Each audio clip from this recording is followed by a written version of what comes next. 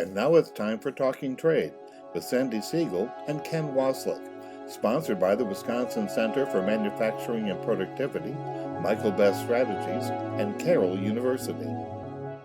Is USMCA still in effect? Yes. Yeah. How do we know that? Because, aren't all these new tariffs, threats of tariffs, upsetting that?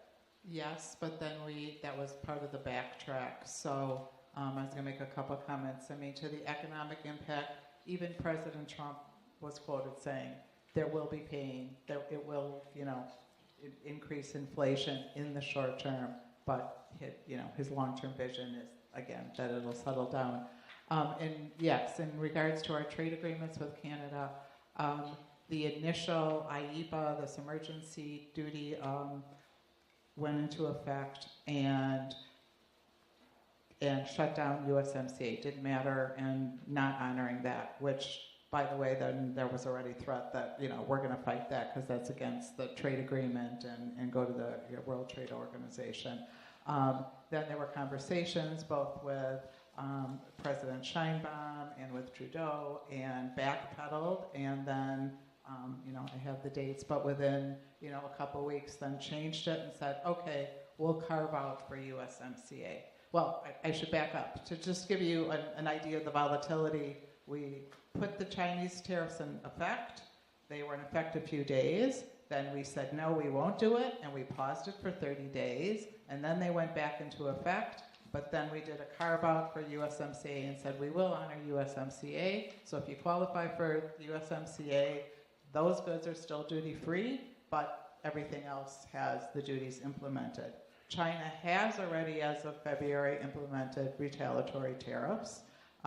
In terms of Wisconsin, it's a lot on agriculture, some dairy products, beef, things like that, and then food, beverages, beer, wine, various carve-outs. So, the thing, when you talk about long-term shifting, moving goods, the professed strategy and challenge that everybody has in decision-making is, are these going to be long-term? And again, even the president has said, it's a tool. It's a tool. We all know he likes a little drama and is trying to get a reaction. And we saw it back in 2019 with the China tariffs, and there was, as people said, tit for tat, and then China did this, and we did that, and we had 4 tranches, and, landed where we did, and then nobody backpedaled, including President Biden. And the same thing is happening now. Canada's standing strong, Mexico is standing strong and fighting back, and, all of Europe is ready to fight back if we, let's explain what might happen on April 2nd, the reciprocal tariffs. Every country in the world is going to get a number, according to the administration, get a number as to what they'll be assessed. Right. So, article today with more detail, but, still fuzzy on the detail, but professed, President Trump was quoted, this is the big one, or Liberation Day, that there will be a economic measurement of what is our trade imbalance with that particular country, and some sort of formula established based on how much we import their goods versus what they buy and what the duty rates are. So to everyone's point, yes, there are really high duties in some countries. It's not always duties, it's often the VAT that gets added, and a lot of countries have much higher taxes than we do. So comparing it to that, that U.S. products are that much more expensive, sold overseas versus our importing foreign goods, and he wants to equalize that. If you, for instance, charge 30% on a U.S. product, that's what we're going to charge, and just try to level the playing field, so to speak. But in the quote, it even says, we'll figure out a formula and a number for each country based on what our, trade imbalance or balance is. And then, unless you negotiate and make a deal in advance, that's going to happen. So again, using it as a tool. That's something new. Does that make any of you nervous, this idea that, that's a new thing? A lot of these duties and tariffs are in existence, but to have a so-called reciprocal tariff on everything. Does that make you nervous, Ken, or your clients nervous? Well, yeah, it's going to, well, one thing about business people is that we like certainty. We can like certainty, and then we can plan, and then we can execute. This type of, hey, what's the formula going to be on a certain date, has no certainty whatsoever. So from a business perspective, you get kind of paralyzed. What should I do? Should I wait? Do I move? Do I lower my price? Do I talk to my customers? Do I negotiate? Do I import? And so it's a very fluxing problem for every business person and every consumer. Because every consumer is like, do I buy today? Because it's going to be X amount more tomorrow. Yeah, should I buy my French wine now? Exactly. The answer is So the answer is yeah. So, you know, your local liquor store is going to be out of French wine probably tomorrow. So, yes, it is very fluxing.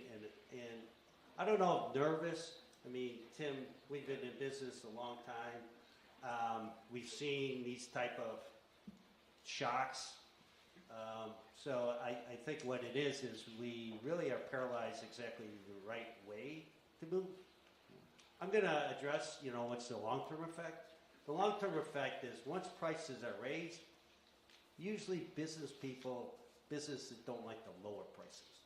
They only go one direction. Yeah, they only go one direction. Unless there's competitive forces.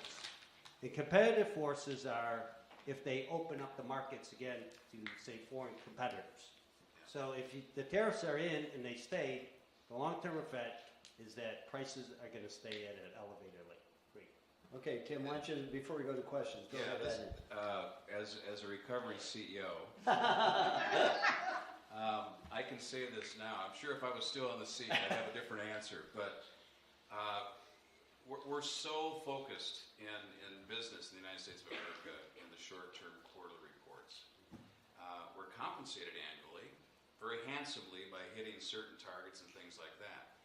I know, speaking with ex-colleagues of mine on that sort of thing, the business community is not happy. And it's primarily for many reasons, though. I mean, obviously, as you said, Ken, we like certainty. We like to plan. If you're a public company, you got to come out quarterly and tell your shareholders how you're going to perform, and you know, not only this quarter but for the year and so forth and so on. Trump is playing the long game, and the long game though is finite.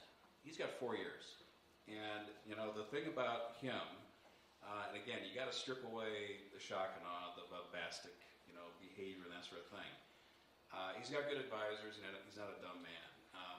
He felt, I think, the thing that with the national debt the way it was, with the imbalance of trade the way it was, he's going after a very large picture that he wants to solve in 4 years. And that's why he's been pretty careful about saying this is going to be some short-term pain and suffering, a little bit of pain and suffering. And it's right, it will be. It could be 6 months, it could be a year. But quite frankly, I have faith based on really the plan that's being put in place. He's calling attention to an imbalance. The imbalance is the fact that we've got a horrible, you know, debt situation. We have a horrible balance of trade situation. He's going to address those things, and he's doing it in some very unconventional and very dramatic ways. But you know, when we come back here in another year, we'll all be sitting here going, why are we even talking about this stuff? I mean, it's all been resolved. It won't be necessarily, but I guess what I'm saying is, you're on a 4-year plan. We're in the first 2 months of shock and awe. It will kind of level itself out, and I think the business community, and you've already seen it in the investment community. The investment community, you know, they're starting to relax a little bit, and they need to relax a lot more. Things will be fine.